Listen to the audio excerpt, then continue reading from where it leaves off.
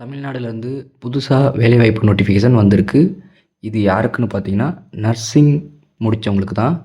இதில் மொத்தம் எத்தனை வேக்கன்சி கொடுத்துருக்காங்கன்னு பார்த்தீங்கன்னா, 999 வேக்கன்சி சொல்லியிருக்காங்க. இதுக்கு வந்து சேலரியாக பார்த்தீங்கன்னா, கிட்டத்தட்ட 58,100 வரையும் அனௌன்ஸ்மெண்ட் பண்ணியிருக்காங்க. இது அப்ளை பண்ணுறதுக்கான கடைசி டேட்டு பார்த்தீங்கன்னா, 8ஆம் தேதி 2ஆம் மாதம் 2026. ஸோ டைம் இருக்குன்னு லேட் பண்ணிடாதீங்க. ஸோ எவ்வளோ குயிக்காக அப்ளை பண்ணுறீங்களோ அவ்வளோ உங்களுக்கு நல்லதாக இருக்கும். இதுக்கு வந்து என்ன குவாலிஃபிகேஷன் முடிச்சிருந்தா அப்ளை பண்ணால் பார்த்தீங்கன்னா, எஸ்எஸ்எல்சி கம்ப்ளீட் பண்ணியிருக்கலாம். அப்புறம் நர்சிங் முடித்தவங்க இந்த வேலை வாய்ப்புக்கான தகுதி பெற்றவர்களாக இருக்கீங்க. இதை பற்றி நம்ம ஃபுல் டீட்டெயிலாக வீடியோக்குள்ளே போய் பார்ப்போம். அதுக்கு முன்னாடி இந்த வீடியோ பார்த்துக்கிட்டு இருக்க ஒவ்வொருத்தவங்களும் இந்த சேனலை சப்ஸ்கிரைப் பண்ணால் நல்லாயிருக்கும்.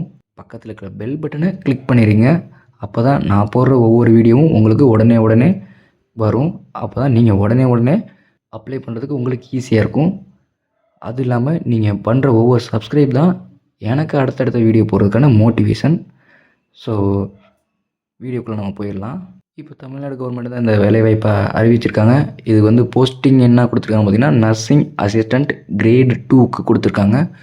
பிளேஸ் ஆஃப் போஸ்டிங் பார்த்திங்கன்னா தமிழ்நாடு தான் கொடுத்துருக்காங்க. சேலரி பார்த்திங்கன்னா ஸ்டார்டிங் 15,700 58,100 வரையும் சொல்லியிருக்காங்க. கான்ட்ராக்ட் ஜாப்போ இல்லை ப்ரைவேட் லிமிட்டடோ இல்லை, இது முழுக்க கவர்மெண்ட் ஜாப்பு.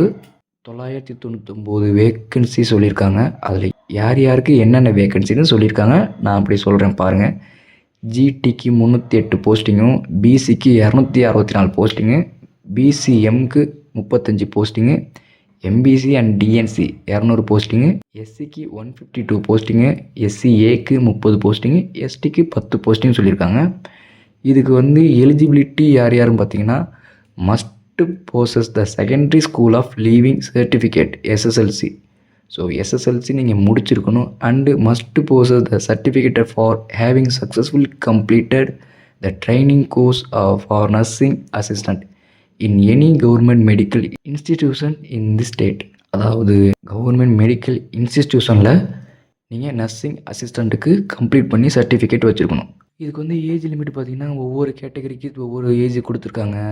எஸ்சி எஸ்டி இந்த குரூப்புக்கெலாம் வந்து 18லேருந்து 34 வயசுக்குள்ளேயும், டிஃப்ரெண்ட்லி ஏபிள்டு பர்சனுக்கு வந்து 18லேருந்து 44 இயர்ஸ்க்கும், அப்புறம் விடோவுக்கு வந்து 18லேருந்து நோ மேக்ஸிமம் ஏஜ் லிமிட் வரையும் கொடுத்துருக்காங்க.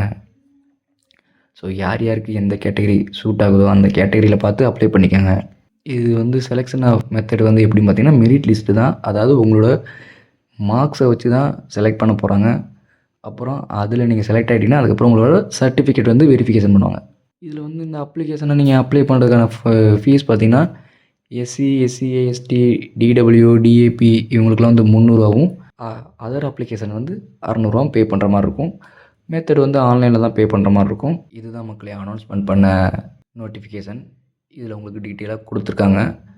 ஸோ இதை நீங்கள் வந்து அப்ளை பண்ணுறதுக்கான வெப்சைட் வந்து பார்த்தீங்கன்னா கீழே கொடுத்துருக்காங்க பாருங்கள், www.mrp.tngovernment.in.